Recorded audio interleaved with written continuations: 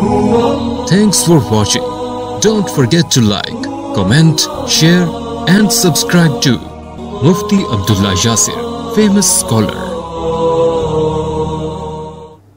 ماہ ربیع الاول میں امت مسلمہ کو اللہ سبحانہ و تعالی ایک اطمینان دیتے ہیں، ایک خوشی دیتے ہیں، ایک سرور دیتے ہیں، اور ہونا بھی چاہیے کہ اللہ سبحانہ و تعالی نے قرآن مجید میں فرمایا لَقَدْ مَنَّ اللَّهُ عَلَى الْمُؤْمِنِينَ إِذْ بَعَثَ فِيهِمْ رَسُولًا کہ میں نے مومنوں میں اپنا رسول عظیم الشان رسول بھیج کر اپنا بہت احسان عظیم کیا ہے ان پر۔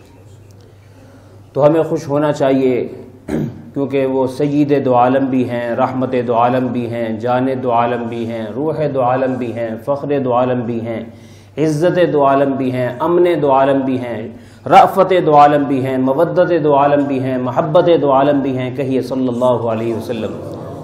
اللہ سبحانہ و تعالیٰ نے ان کے ذریعے سے انسانیت کو مخلوق کی غلامی سے نکالا۔ مخلوق کی غلام بنی ہوئی تھی، لیکن اللہ تعالیٰ نے ان کے صدقے میں، ان کے ذریعے سے، ان کے وسیلے سے انسانیت کو غلامی سے، غلامی کی زنجیروں سے، غلامی کی طوق سے نکالا، اور جہالت گھٹا ٹوب اندھیرے چھائے ہوئے تھے، شرک چھایا ہوا تھا، شرک کا خاتمہ کروایا، بدعات کا خاتمہ کروایا، رسومات کا خاتمہ کروایا، انسانی بیڑیوں کا خاتمہ کروایا، مخلوق کو مخلوق کی غلامی سے نکالا، ایک اللہ کی غلامی میں ڈالا، اور انسانیت نے سکھ کا سانس لیا، امن کا سانس لیا، راحت کا سانس لیا، رحمت کا سانس لیا۔ ان کے آنے سے پہلے یتیم پریشان تھے، بیوگان پریشان تھی، دکھی دکھ کے اندر انتہاؤں پہ پہنچے ہوئے تھے، کوئی پرسان حال نہیں تھا، کوئی غم گسار نہیں تھا۔ اللہ نے ان کے آنے سے انسانیت کے لیے ایک عظیم نعمت انسانیت کو عطا فرمائی، تو اس لیے خوش ہونا بنتا ہے۔ اور ان کے آنے سے پہلے انسانیت اخلاقی گراوٹ میں گری ہوئی تھی، اور رسول اکرم صلی اللہ علیہ وسلم کے آنے سے وَإِنَّكَ لَعَلَىٰ خُلُقٍ عَظِيمٍ آپ بھی اخلاق عظیم کے اعلیٰ عہدے پر، اور امت کو بھی اس عہدے پر فائز کیا کہ نبی علیہ السلام کے ماننے والے راست باز بنے، قول و عمل کے وفادار بنے، اور وفا شعار بنے، وعدہ وفائی کرنا انہوں نے سیکھی۔ اب اس دور میں ہم نے جیسے ان کی ذات سے خوشی کو محسوس کیا، اگر اس محبت کو ہم ایک قدم آگے بڑھائیں اور ان کے پیغام کو بھی اپنا لیں، تو یاد رکھیے 364 دن بھی جو بقیہ ہیں وہ ہمارے لیے خوشی کے دن بن سکتے۔ صرف اور صرف کمی اس بات کی ہے کہ ان کا جو پیغام ہے، پیغام ان کا ایک وسیع اور عالمی پیغام، ان میں سے کوئی ایک چھوٹی سی بات لے لیں۔ مثلا ایک ان کا پیغام، میری امت کچھ بھی ہو جائے زندگی میں سچ کو اپنا لو، بس ایک پیغام۔ ربیع الاول میں اگر کوئی اسی پیغام کو لے لے، قسمت بدل سکتی ہے، دنیا بدل سکتی ہے، اور آخرت بھی بہتر ہو سکتی ہے، صرف ایک قول کی زندگی میں قول اور عمل اور ارادے کے ساتھ میں نے کبھی جھوٹ نہیں بولنا۔ ایک شخص آیا سید الکونین صلی اللہ علیہ وسلم کے پاس، کہا یا رسول اللہ میرے پاس میں بہت ساری بیماریوں میں مبتلا ہوں، جھوٹ ہے، فلاں ہے، تو مجھے آپ کوئی ایک عمل بتا دیں، بس میں ساری نیکیاں اکٹھی نہیں کر سکتا۔ تو آپ علیہ السلام نے فرمایا کہ جھوٹ تو ہے نا اس میں، تو سچ بولا کر، فی الحال میں تجھے یہی کہوں، سچ بولا کر۔ چنانچہ وہ شخص کہتے ہیں کہ میں نے صرف سچ بولنا شروع کیا، اس سچ کی برکت سے اللہ نے مجھ سے باقی ساری بیماریاں چھڑوا دی، اور میں پاک صاف ہو گیا۔ سچ ایک ایسی چیز ہے جو انسان کی زندگی میں آ جائے تو انسان کی زندگی انقلابی بن جاتی ہے۔ آج مسلمان اور جھوٹ آپس میں لازم ملزوم ہے۔ جب بھی دنیا کی کسی کمپنی کے ساتھ مسلمان کا معاہدہ ہوتا ہے، وہ ڈر جاتے ہیں کہ کہیں جھوٹ تو نہیں۔ اتنا جھوٹ ہے کہ سچ کو بھی کوئی ماننے کے لیے تیار نہیں۔ ہر وقت میں جھوٹ اتنا ہمارا جزو لازم بن گیا کہ یقین ہی نہیں آتا کہ کوئی انسان سچا بھی ہو، اور اس کے لیے اللہ کے نام کی قسم کھانی پڑے، جھوٹ کھا لیتے ہیں، کوئی مسئلہ ہی نہیں ہمارے لیے۔ تو اس لیے میں اور آپ نیت کریں اپنے بچوں کے سامنے کبھی جھوٹ نہیں بولیں گے، زندگی میں سچ کو لائیں۔ اور نبی علیہ السلام کی زندگی سچ سے بھرپور تھی، جیسے آسمان ستاروں سے چمکتا ہے، نبی علیہ السلام کی سیرت سچائی کے ساتھ چمک رہی۔ خود صحابہ نے بھی بارہا تجربہ کیا۔ حضرت ابو ذر رضی اللہ تعالیٰ عنہ کے بارے میں آتا ہے، آخری وقت میں وہ ایک گاؤں میں رہتے تھے، اور وہاں کوئی بھی نہیں تھا. آخری وقت آ گیا, کلمہ پڑھ رہے ہیں, بیوی رونے لگی, کہنے لگی کیا بنے گا, اب تو آپ کا جنازہ پڑھنے والا بھی کوئی نہیں, مجھے ہی جنازہ پڑھنا پڑے گا. فرمانے لگی کبھی ایسا نہیں ہو سکتا, کیونکہ میں نے اپنے سچے نبی کی سچی زبان سے سنا تھا کہ ابو ذر تیرا انتقال جس جگہ میں ہوگا وہ تنہائی والی جگہ ہوگی, لیکن رب تیرے جنازے کے لیے مسلمانوں کی ایک بڑی جماعت کو بھیج دے گا. کہا وہ کیسے ہو سکتا ہے, اب فون کوئی نہیں, موبائل کوئی نہیں, کچھ بھی نہیں ہے. کہا نہیں, ان کی زبان سچی زبان. چنانچہ ان کا انتقال ہوا تو عبداللہ بن مسعود جیسے قیمتی صحابی اپنے پورے جماعت کو لے کر حج کے لیے جا رہے تھے. یہ درمیان میں مدینہ اور مکہ کے درمیان یہ بستی تھی, تو وہ وہاں سے گزرے اور پھر اہلیہ نے ان کو بتایا جی کہ ادھر جو ہے ایک صحابی رسول کی وفات ہو چکی ہے. تو انہوں نے پھر جنازہ پڑھایا اور سارے آخری کفن دفن کا انتظام کیا. تو یقین اتنا کہ نہیں اللہ کے رسول کی زبان سے جھوٹ نہیں نکل سکتا. تو غلام رسول وہی ہے جو منہ سے بات کرے کہ یار اب یہ جھوٹ نہیں ہو سکتا, اس نے وعدہ کر دیا. زندگی میں اس کو اگر ہم لے آئیں تو یاد رکھیے اللہ تعالیٰ ہمارا رب بھی سچا. قرآن کہتا ہے وَمَنْ أَصْدَقُ مِنَ اللَّهِ قِيلًا, رب سے سچا کوئی نہیں. وَكَانَ وَعْدُ اللَّهِ مَفْعُولًا, میں جو وعدہ کرتا ہوں پورا کرتا ہوں. اپنے نبیوں کے بارے میں فرمایا وَاذْكُرْ فِي الْكِتَابِ إِبْرَاهِيمَ إِنَّهُ كَانَ صِدِّيقًا نَبِيًّا, میرے نبی ابراہیم کا تذکرہ کرو, سچائی اس کی مجھے بڑی پسند تھی. ہمیں سنایا جا رہا ہے, قرآن میں سنایا جا رہا ہے وَاذْكُرْ فِي الْكِتَابِ إِسْمَاعِيل, کتاب میں اسماعیل علیہ السلام کا ذکر کرو. إِنَّهُ كَانَ صَادِقَ الْوَعْدِ, ان کے وعدے بڑے سچے تھے, اس آخری امت کو سنا تو. ہاں جی, حضرت مریم کا ذکر آیا, عیسیٰ علیہ السلام کا ذکر آیا, فرمایا وَأُمُّهُ صِدِّيقَةٌ, ان کی ماں راس باز تھی. خواتین کو بتا دو ہمیں سچ والی عورتیں پسند ہیں, جھوٹ بولنے والی عورتیں پسند نہیں ہیں. فَأُولَٰئِكَ مَعَ الَّذِينَ أَنْعَمَ اللَّهُ عَلَيْهِم مِّنَ النَّبِيِّينَ وَالصِّدِّيقِينَ, نبیوں کے بعد اللہ نے سچ بولنے والوں کا مقام رکھا. التاجر الصدوق الامین مع النبیین والصدیقین, سچا تاجر جس نے کاروبار میں کبھی دو نمبری نہ کی ہو, جھوٹ نہ بولا ہو, بددیانتی نہ کی ہو, غلط ٹھپا نہ لگایا ہو, غلط مہر نہ لگائی ہو, گڑبڑ کر کے مال کو نہ بیچا ہو, گول مول بات نہ کی ہو. فرمایا کہ نبیوں کے بعد جو سچوں کی فہرست ہوگی, سچوں کی صف ہوگی, رب اس تاجر کو اعزازاً وہاں کھڑا کر دے, کیونکہ نقصان کافی برداشت کیا اس نے. کیونکہ جب بندہ سچ پہ آتا ہے لاکھوں چھوڑنے پڑتے ہیں, اور جھوٹ پہ انسان کما لیتا ہے, بہت سارا کما لیتا ہے. تو چونکہ ساری زندگی زخم سہے تو اللہ تعالیٰ اعزاز میں ان کے ساتھ کھڑا کرے گا, تیرے زخموں کی مرہم ہم لگا رہے. تو اس لیے سچ پہ آئیے, سچ بڑی قیمتی چیز ہے. یاد رکھیے اسلام میں جو جنگیں ہوئیں اس میں بڑی جنگ جس کو یوم الفرقان کہا گیا, یوم البدر کہا گیا, یوم الحق کہا گیا کہ حق اور باطل کا دن ہے آج, حق کے اجالے کا دن, باطل کے جو ہے پسپا ہونے کا دن. اس میں رسول اکرم صلی اللہ علیہ وسلم کو اتنا زیادہ غم تھا کہ آج میرے پاس ساتھی نہیں ہے, 313 ہیں صرف, اور جنگ پڑ گئی ہے 1000 کے ساتھ. تو نبی علیہ السلام دعائیں فرما رہے یا اللہ کچھ کمک بھیج دے, کچھ ساتھی دے دے, کچھ معاون دے دے, کچھ رفقا دے دے. اللہ کی شان, مکہ مکرمہ سے حضرت حذیفہ اور حضرت یمان, یہ دو صحابی رسول مکہ سے آ رہے تھے. جیسے ہی بدر کے قریب سے گزرے نبی علیہ السلام نے معانقہ فرمایا, سینہ لگایا اور خوب خوش ہوئے کہ اللہ تعالیٰ نے 2 قیمتی جنگجو ساتھی دے دیے ہیں, کام آئیں گے. اور جب کارگزاری سنی وہ کہنے لگے یا رسول اللہ راستے میں ہمیں روک لیا گیا تھا, اور روکنے والا کون تھا؟ ابو جہل. اس نے پوچھا کہاں جا رہے ہو؟ ہم نے کہا کہ مدینے میں جا رہے ہیں ان کے پاس.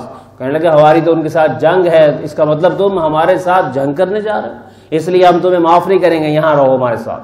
تو ہم نے ان سے وعدہ کیا کہ جی ہم وعدہ کرتے ہیں کہ ہم جنگ میں شامل نہیں ہوں گے, لیکن انہوں نے ہمیں مجبور کر کے ادھر تلوار بھی رکھی تھی کہ وعدہ کرو پکا. مجبوری کا وعدہ کوئی وعدہ تو نہیں ہوتا یا رسول اللہ, بس اتنی سی بات ہوئی ہے. آپ کو تو پتہ ہے کہ مجبوراً انسان اوپر سے وعدہ کرتا ہے, دل میں تو تھا بھی نہیں, اس لیے ہم حاضر ہیں آپ کے ساتھ جنگ کے لیے. تو آپ علیہ الصلوۃ والسلام نے فرمایا جنگ کی فتح شکست بعد کی چیز ہے, وعدہ پہلے کی چیز. بدر جیسی جنگ میں فرمایا نہیں تمہیں شمولیت کی اجازت نہیں دوں گا. اب ہم کاروبار میں جو مکسنگ کر لیتے ہیں زندگی بھر روتے رہتے ہیں. یاد رکھیے یہ جو سود ہے اور یہ جو جھوٹ ہے یہ دونوں ایمان کے ساتھ کٹھے نہیں ہو سکتے. نہ سود کٹھا ہو سکتا ہے ایمان کے ساتھ, نہ جھوٹ کٹھا ہو سکتا ہے. جو کر رہے ہیں. قرآن کہتا ہے سورہ کہف میں اعوذ باللہ من الشیطان الرجیم بسم اللہ الرحمن الرحیم قل هل ننبئکم بالاخسرین اعمالا. آؤ ہم تمہیں بتائیں قیامت کے روز خسارے میں کون لوگ جائیں گے. الذین ضل سعیہم فی الحیاۃ الدنیا وَهُمْ يَحْسَبُونَ أَنَّهُمْ يُحْسِنُونَ صُنْعًا. جو دنیا میں بڑے پارسا اور نیکوکار بنے ہوئے تھے اور اپنے منہ بڑے میاں مٹھو اور بہت زیادہ غلام رسول کہلانے والے تھے، لیکن ہم ان کی دنیا کی نیکیاں دنیا میں ہی رکھوا دیں گے، آخرت میں نہیں آنے دیں گے، کیونکہ ان لوگوں نے ہمارے احکام کو نہیں مانا، ہماری آیات کو نہیں مانا. تو اس لیے سورہ غاشیہ میں آتا ہے عاملۃ ناصبہ تصلی نارا حامیہ.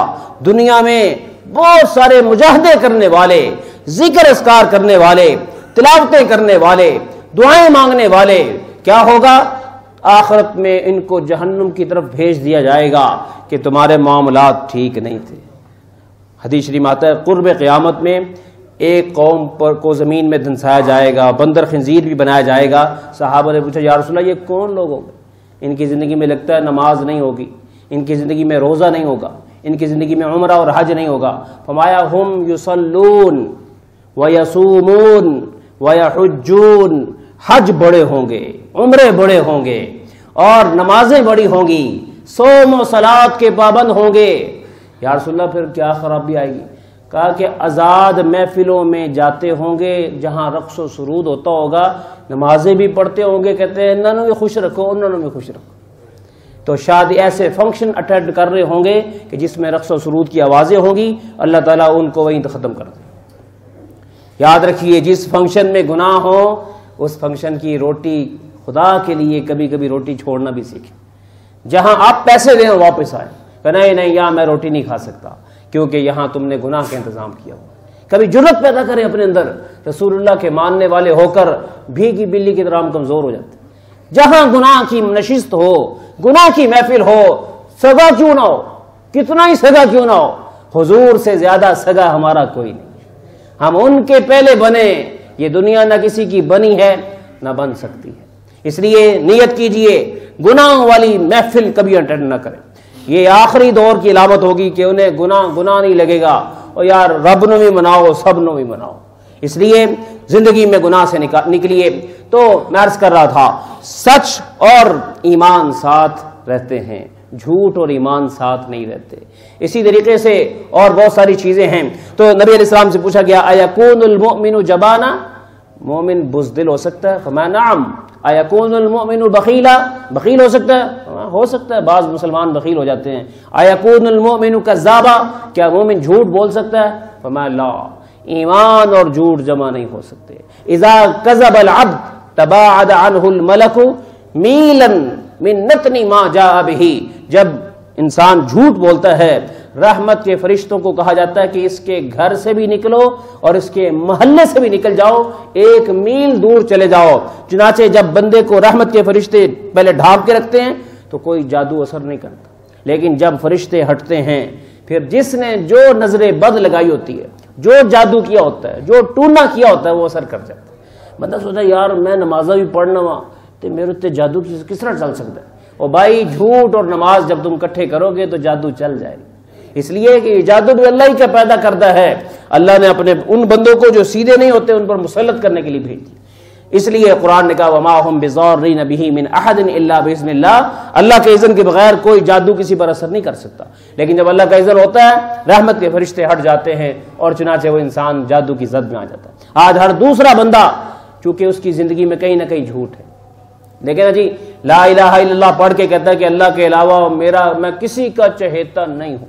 لا الہ الا اللہ کا ایک مفہوم کیا ہے کہ اللہ کے علاوہ نہ میرا کوئی مطلوب، نہ مقصود، نہ محبوب، بس اللہ ہی اللہ. اور اللہ تعالیٰ کے نبی ہیں جو انہوں نے بتایا محمد رسول اللہ، وہ میرے لیے رسول بھی ہیں، میرے لیے نمونہ عمل بھی ہیں، میرے لیے رول ماڈل بھی ہیں. تو جب لا الہ الا اللہ کہہ دیا اور اس کے بعد حسن کے آگے بندے نے سجدہ دے دیا.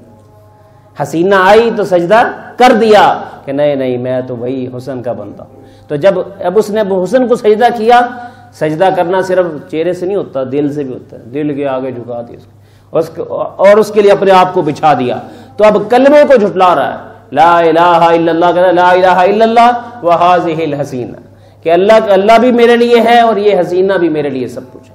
اس لیے جب شرک کیا جھوٹ بول دیا. تو اس لیے رسول اکرم صلی اللہ علیہ وسلم کی زندگی کا ایک سبق آج کے جمعے میں ہم اس کی نیت کریں. اور ایک دن میں نہیں آ سکیں گے، ہو سکتا ہے سال لگ جائے، ہو سکتا ہے 2 سال لگ جائیں، ہو سکتا ہے 3 سال لگ جائیں. زندگی میں جھوٹ نہ بولیں، کچھ بھی ہو جائے. موبائل پہ پوچھتے ہوئے تو کتنے پہنچے ہیں، کہتا ہے بس میں نکل گیا، حالانکہ وہ نکلا نہیں ہوتا، بکواس کر رہا ہوتا ہے، جھوٹ بول رہا ہوتا ہے، لیکن جھوٹ عام چلتا ہے. اسی طریقے سے بیٹے کو اندر سے کہتے ہیں کہ جاؤ باہر جو آیا وہ اس کو کہہ دو پاپا گھر میں نہیں ہے، وہ جا کے جھوٹ بول رہا ہوتا ہے. اسی طریقے سے کہاں کہاں ہم جھوٹ بول رہے ہیں. ایک صحابیہ نے نبی علیہ السلام کے گھر آئے ہوئے تھے اور ان کا چھوٹا بچہ ان کی بات نہیں سن رہا تھا. وہ چاہ رہی تھی کہ نبی علیہ السلام سے ہاتھ پھروائیں، اب وہ بات ہی نہیں سن رہا. عبداللہ بن عامر ان کا نام. تو ان کی والدہ کہنے لگی جی دوں گی، آ جاؤ بات سنو. آپ علیہ السلام نے کہا کہ یہ بتاؤ آپ اس کو جو کہہ رہے ہو چیز دوں گی، وہ چیز کون سی ہے؟ کہنے لگے یا رسول اللہ یہ کھجوریں پڑی ہوئی نا، کھجوریں دوں، ایک کھجور دے دوں گی. میں سنو، اگر تم نے کھجور دینے کی نیت نہیں کی تھی اور جھوٹ میں کہا تھا کہ آؤ چیز دوں گی، قیامت کے دن جہنم جانے کے لیے کافی. بیٹے سے بھی جھوٹ بول رہی ہو، بچے سے جھوٹ بول رہی ہو. اب کہتے ہیں یہ تو مذاق ہے. ہم مذاق رات کو جو دیکھتے ہیں وہ جھوٹ ہی تو ہوتا ہے، اور کیا ہوتا ہے؟ کتنا اچھا لگتا ہے ہمیں تو ساری رات مذاق اچھا لگتا ہے. جس قوم کے ہیرو ہی جھوٹ بول کے ہنسائیں وہ قوم ہمیشہ زیرو ہی رہے گی، اس کو اوپر نہیں آ سکتی. ہمیں ہنسنا بھی جھوٹ پر ہے، ہمیں کاروبار بھی جھوٹ پہ بولنا ہے، ہمیں گھر میں آرام بھی جھوٹ پہ کرنا ہے، اور ہمیں غلامی بھی چاہیے. یہ 2 چیزیں اکٹھی نہیں ہو سکتی دوستو. اس لیے میں کہوں گا کہ ہم خوش ہوئے ربیع الاول میں، لیکن عزت کے فیصلے پھر بھی نہیں. عزت کے فیصلے اس دن ہوں گے جب ہم سچ پہ آئیں گے.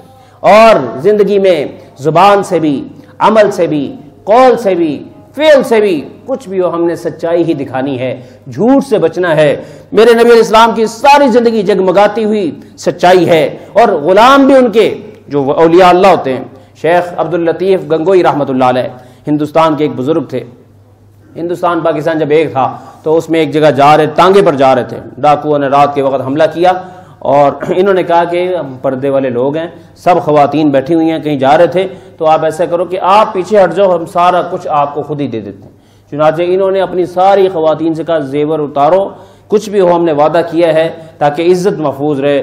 سارا زیور اتار کے دے دیا، وہ ڈاکو لے کے چلے گئے. تھوڑا سا آگے گئے نا تو پیچھے خواتین نے کہا یہ ایک چھوٹی بچی کی ایک بالی رہ گئی ہے، ہم نے وعدہ کیا تھا سارا دینا ہے، تو یہ جھوٹ ہو جائے گا، ہمارا ایمان اور ہمارا تعلق مع اللہ ختم ہو جائے گا، یہ بھی دے کر آئے. چنانچہ وہ پیچھے گئے، وہ آواز دی تو وہ ڈر گئے کہ لگتا ہے یہ کیا معاملہ ہے. تو وہ کہنے کہ بھائی وہ ایک بالی رہ گئی، یہ بھی لے لو.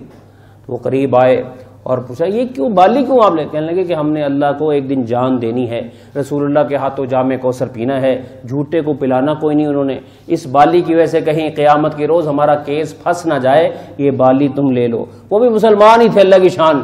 کہنے لگے ہم پیش تو ہم نے بھی ہونا ہے، تو آپ ہمیں پہلے توبہ کرائیں، سارا زیور واپس لیں اور ہمیں اللہ کا ولی بنا دیجیے.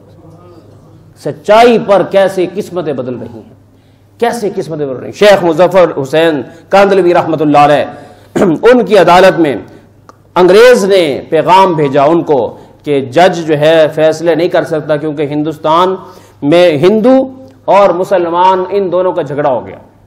مسلمان کا بھی ایک پلاٹ تھا اور مسلمان کا کلیم تھا کہ یہ میرا پلاٹ ہے، ہندو کا کلیم تھا یہ میرا پلاٹ ہے. اب جب مسئلہ حل نہ ہو رہا ہو نا تو آج کے مسلمان اس کو مذہبی ایشو بنائے. ذرا سا کسی کے ساتھ لڑائی ہو نا، اے گستاخ رسول، چھوٹی چھوٹی باتوں پہ گستاخ رسول کسی کو کہہ رہے، ان قرآن شہید کیتا ہے، ان فلان، یعنی الزامات کی برسات کر دیتے ہیں. ایسے بندے کا خاتمہ ایمان پہ نہیں ہوگا. چھوٹی چھوٹی باتوں پہ کسی کو تم کافر بنا رہے ہو. چنانچہ اس نے مذہبی مسئلہ بنا لیا مسلمان نے، کو جی میری تے نیت مسجد بنا دی ہے، اے ہندو گیا تے مندر بنائے گا. اب آپس میں جھگڑا بڑھتے بڑھتے عدالت میں گیا. عدالت کہنے لگی یہ مذہبی فیصلہ ہے کہ ہم کیسے کر دیں، یہ تو خطرناک ہے، کل کو ہمیں جان کا خطرہ ہوگا. تو اس ہندوؤں سے کہا کہ تم کوئی 3rd پرسن بتاؤ جو فیصلہ کرے. تو اس نے کہا ہم مسلمانوں سے فیصلہ کرا لیں گے. مسلمانوں کے ایک مفتی صاحب ہیں، مفتی مظفر حسین کاندھلوی رحمۃ اللہ علیہ، ان کو بلائیں، وہ جو فیصلہ کر دے ہمیں قبول ہے. ہندو کہہ رہے، اور یہ جو مسلمان تھے کہنے لگے ٹھیک ہے جی، اس سے اچھی بات ہی کیا ہے، ہمارے مفتی صاحب اپنے بندے ہیں جی. بعض دفعہ نمازی بھی کہتے نہیں آؤ مسئلہ لے کے جاؤ. بھائی کسی کے حق میں حق اور ناحق کو دیکھنا ہوتا ہے، اپنے اور پرائے کو نہیں دیکھنا ہوتا. کبھی بھی آپ میرے پاس اس نیت سے آئیں کہ میں آپ کا نمازی ہوں، میرے حق میں بول دیں، سچ جو بھی ہوگا اس کا ساتھ دینا پڑے گا، چاہے آپ کے خلاف فیصلہ کیوں نہ ہو. اس لیے تو وہ چنانچہ وہ ان کو عدالت میں بلایا گیا، انہوں نے ساری بات سنی، کہنے لگے کہ میں ہندو کے حق میں فیصلہ کروں، ہندو کے حق میں، کیونکہ مسلمان تھوڑا شاطر مزاج ہے اور ایسے ہی جنا سبز باغ دکھا کے مسجد کے نام پر پلاٹ ہتھیانا چاہتا ہے. اور اس وقت میں جج نے کیا فیصلہ لکھا کہ آج کی تاریخ میں اسلام جیت گیا، مسلمان ہار گئے. اسلام جیت گیا، مسلمان ہار گئے. وہ فیصلہ کیا ہونا تھا، اس ہندو کہنے لگا حضرت جب آپ نے یہ فیصلہ کر دیا ہے آپ میرے ایمان کا بھی فیصلہ کر دیں. چنانچہ اسی وقت وہ سارے مسلمان ہوئے اور وہاں پھر مسجد بنی. کیا تھا، سچائی کے اوپر حالات ہمارے حق میں آتے تھے. ہم کاروبار میں چاہے 6 مہینے میں ایک، چاہے سال میں ایک جھوٹ بولیں، ہماری بربادی کے لیے کافی. اس لیے کبھی بھی جھوٹ نہ بولیے، زندگی کو سچ پہ لائیے، ہر کام سچائی کے ساتھ کیجیے. نفع نقصان بعد کی چیز ہے، اللہ رسول پہلے ہیں، نفع نقصان بعد میں ہے. اللہ ہمیں ایسا ربیع الاول منانے کی توفیق دے جس میں ہم یہ فیصلے کریں کہ آئندہ سے ہم زندگی میں ہر قیمت پر سچ پر ہر اس کا ہر جانہ چکا لیں گے، لیکن جھوٹ کی طرف نہیں آئیں گے. وآخر دعوانا ان الحمدللہ رب العالمین.